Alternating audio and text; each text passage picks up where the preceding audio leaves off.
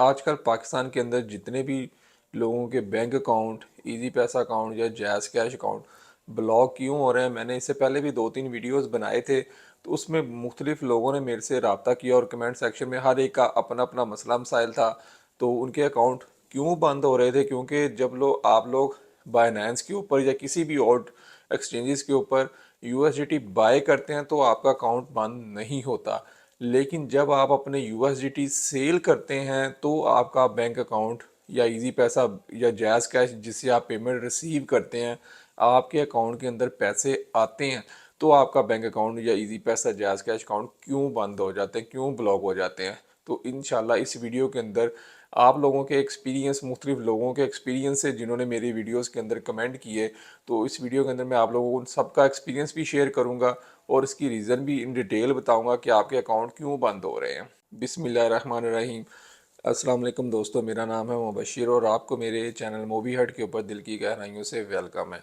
तो जी हाँ, आज हम बात करेंगे, क्योंकि जब भी हम लोग या बाइंग करते हैं या सेलिंग करते हैं यूएसडीटी की, क्रिप्टो करेंसी की, तो पैसे या आपके अकाउंट में आते हैं या जाते हैं तो आप तीन चीज़ें ही यूज़ करते हैं, बैंक, इजी पैसा या जैज़ कैश।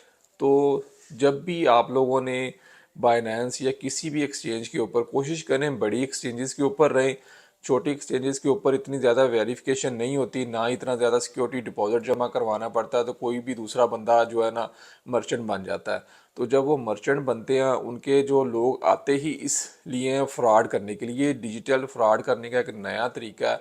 तो जिस बंदे ने पैसे भेजे होते हैं उसमें कुछ वो भी फंस जाते हैं, जिसके अकाउंट में आए होते हैं तो वो भी फंस जाते हैं। तो इंशाल्लाह मैं आपको सारी बातें बताऊंगा जो आप लोगों ने चीज़ों को हमेशा याद रखना, ताकि आप लोगों के अकाउंट ब्लॉक ना हो। और जितनी ज़्यादा कोशिश करें कि किस्मत में होगा तो कुछ भी हो जाता है, लेकिन जब तक आप अपने आप को सिक्योर नहीं रखेंगे तो आप नहीं अपने आप को बचा सकेंगे।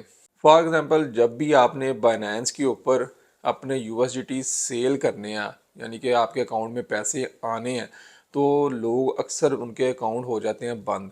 तो आप लोगों ने क्या करना है, जब भी आपने यूएसडीटी सेल करने हैं तो कोशिश करें जिनकी फीडबैक 99% से अबव है या 100% है, तो आपने सिर्फ उन्हीं से जो है ना आपने सेल करने हैं यूएसडीटी या जो भी आपका क्रिप्टो एसेट है। सिर्फ दो चार जो बंदे, जब आप बनाएं पी टू पी पे जाते हैं, P to P, person to person purchase होती है, सेलिंग बाइंग सेलिंग होती है। जब भी आपने पी टू पी पे जाना है तो आपने जो टॉप पे लोग आ रहे होते हैं तीन, जिनकी 99 प्लस है या 100% उनका फीडबैक है, आपने सिर्फ उन्हीं से ट्रेड करना है। उनका रेट थोड़ा सा कम होता है, आप नीचे नीचे चले जाते हैं, उनका रेट ज़्यादा दे के आप उनको बाइंग सेलिंग करते हैं। वो रेट उन्होंने इसलिए ज़्यादा दिया होता है, वो कोई ना कोई ऐसा बहाना बना के ना आप लोगों की पेमेंट रोक लेते हैं। जो लो करेक्टर लोग हैं, जो नीचे जितना जाएंगे ना, वो फ्रॉडबाजी के लिए ही बाइनेंस के ऊपर आए होते हैं। तो वो नीचे नीचे जाके आप लोग देखते हैं ये रेट अच्छा दे रहा है, जो डॉलर यहाँ पे मेरे से महंगा खरीद रहा है, तो आप लोग उसको जाके उससे बाइंग सेलिंग शुरू कर देते हैं। वो आपसे कभी एनआईसी मांग लेता है, अपना एनआईसी फ्रंट बैक दें, आप वो देने से ग्रेज करते हैं तो वो आपकी पेमेंट रिलीज़ ही नहीं करता। तो या कोई ना कोई आप थर्ड पार्टी पेमेंट कर देते हैं, जी आपका नाम यहाँ पे ये आ रहा था, आपने फलां जगह से पेमेंट भेज दी है तो मेरा अकाउंट वेरीफाई नहीं हो रहा, कल को बाइनेंस पे मसला होगा, कोई ना कोई वो ऐसा मसला करते हैं कि या कह देते हैं जी मेरी लाइट चली गई थी तो मेरा नेट चला गया था तो मैं वो रिलीज़ नहीं कर सका, वो टाइम चला गया। आप दिन डालते जाते हैं। बाइनेंस सपोर्ट की टीम आप लोगों को सपोर्ट करती है।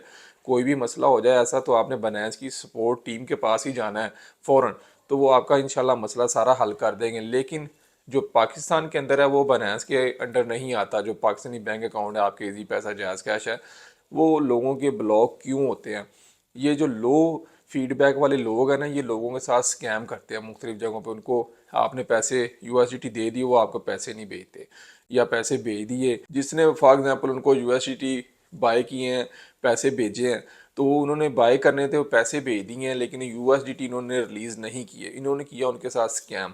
तो जिस बंदे ने को अच्छी खासी अमाउंट भेजी होती है तो वो फ़ौरन अपने बैंक वालों को कॉल करता है, सर ये मेरी इस तरह पेमेंट है, ये मैंने इस बंदे को गलती से मेरे पैसे सेंड हो गए हैं, अब इसने फ्रॉड किया, मेरे साथ स्कैम हो गया है। वो बताते नहीं है क्रिप्टो की पेमेंट है, लेकिन कहते नहीं स्कैम हो गया, मेरे पैसे फंस गए। अब वो पैसे चले गए ए के पास। ए जो है पी टू पी पे मर्चेंट है, आप बी ने पैसे भेज दिए ए को। अब ए जो है उसने स्कैम किया, उसने पैसे दिए नहीं, रिलीज़ नहीं किए, बी ने कर दी उसकी कंप्लेन। जब कंप्लेन की तो उसके अकाउंट में उतनी देर तक, वो जब तक कंप्लेन होनी होती है वो फ़ौरन 2 या 10 मिनट नहीं में नहीं होता, 5-10 घंटे लग जाते हैं। 5-10 घंटे के अंदर अंदर उस बंदे ने बहुत ज़्यादा जगहों पे वो पेमेंट ट्रांसफ़र कर दी होती है। कई और जगहों से उसने यूएसडीटी बाय कर ली है, उसने सी को, डी को, ई को आगे आगे उसको जो है ना पेमेंट उनसे ख़रीद ली है यूएसडीटी सेल, यानी कि उन्होंने आप लोगों ने बेचे हैं सी डी ई ने, तो उसने ए ने पेमेंट कर दी उन सारे अकाउंट्स के अंदर।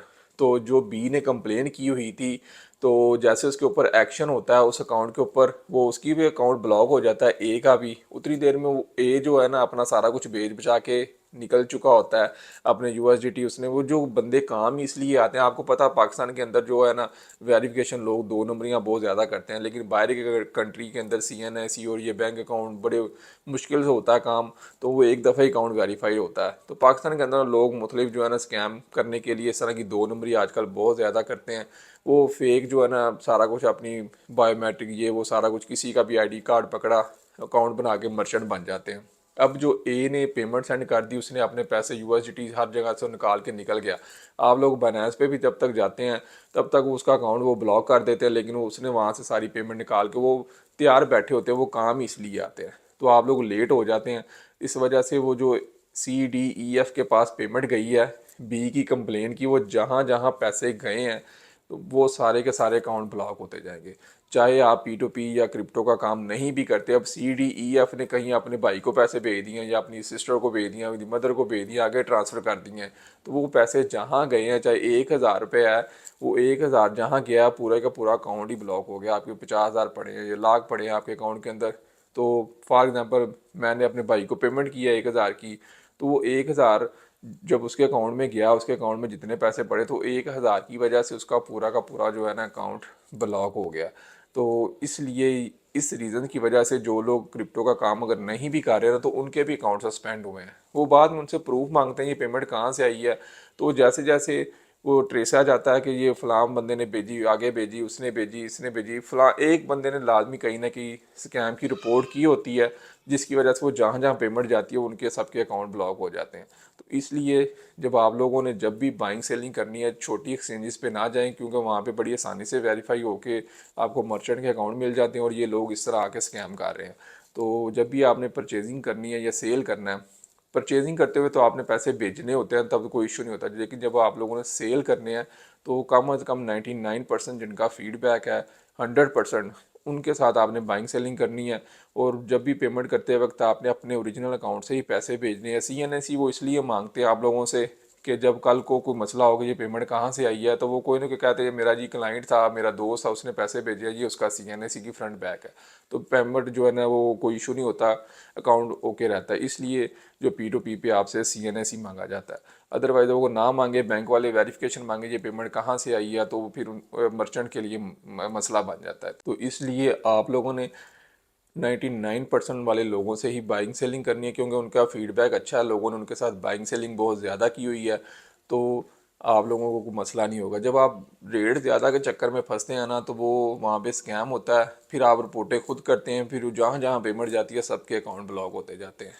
अब लोग जो, अब दूसरा बात कि ये बैंक अकाउंट ओपन किस तरह हो रहे हैं। बैंक अकाउंट के अंदर जो लोग प्रूफ दे देते हैं उनके अकाउंट तो आस्ता आस्ता ओपन हो जाते हैं, लेकिन कुछ लोगों ने मुझे बताया कमेंट सेक्शन के अंदर कि हम लोगों ने बैंक में स्टैम्प, यानी कि स्टैम्प पेपर दिए हैं कि हम लोगों ने क्रिप्टो का काम किया था, तो यानी कि उन्होंने वहाँ पे जाके मान लिया। जो लोग मान जाते हैं ना, तो फिर वो आपको पता है वो उनके दिल में कोई रहम आ जाता है, वहाँ पे स्टाम्प पेपर देना पड़ता है कि आइंदा मैं ये काम नहीं करूँगा, अगर करूँगा तो मेरा अकाउंट दोबारा से जो आपकी पेमेंट रिलीज़ नहीं होगी, आपका अकाउंट परमानेंट बंद कर दिया जाएगा। तो जिन लोगों ने स्टाम्प पेपर दिए हैं वहाँ पे उनके भी अकाउंट ओपन हो गए हैं, कईयों के अभी तक बंद हैं। हर एक के साथ अपना अपना मसला मसाइल है, जिन्होंने बहुत ज़्यादा बाइंग सेलिंग की है या जिन्होंने फ्रॉड किया उनके साथ वो पेमेंट अभी तक फंसी हुई है। तो इस तरह आप लोगों ने अपने बैंक में जाना है, उनको बताना है ये जी मैंने फ़लाँ जगह से पैसे आए थे, वो बंदा आगे क्रिप्टो का काम करता था तो इसलिए उसके शायद पेमेंट आई, उस वजह से मेरा अकाउंट ब्लॉक हो गया, मैंने ऐसा वैसा कुछ नहीं किया। ये तो अब आपके ऊपर डिपेंड करता है कि आपका क्या इशू है, क्या मसला हो सकता है। तो ये अब अपने फ़ौरन बैंक अकाउंट में जाना है ताकि आपका मसला हल हो सके। अगर बैंक वाले बात नहीं सुन रहे तो आपने अपने ऑफिशियल ईमेल आईडी से उनको या तो कॉल कर लें, अपना जो नंबर आपने बैंक में रजिस्टर्ड है हेड ऑफिस पे, तो हेड ऑफिस पे भी जब आप ईमेल के ऊपर बातचीत करेंगे, उनको सारे प्रूफ दे देंगे, तो वहाँ से भी आपका अकाउंट ओपन कर देंगे। फिर भी कोई मसला मसाइल है या कोई नई चीज़ जो इस वीडियो में मैं नहीं बता सका, तो आप लोगों ने मेरे कमेंट सेक्शन में ज़रूर बताना, ताकि हम लोग उसके ऊपर वीडियो बना के ज़्यादा से ज़्यादा लोगों को जो है ना फ़ायदा पहुंचा सकें। उम्मीद करता हूँ कि आज का ये वीडियो भी आपको पसंद आया होगा। अगर अच्छा लगा तो चैनल को ज़रूर सब्सक्राइब कीजिएगा। मिलते रहेंगे इस तरह की अच्छी अच्छी इन्फॉर्मेशन के साथ। तब तक के लिए इजाज़त दें। अल्लाह हाफिज़।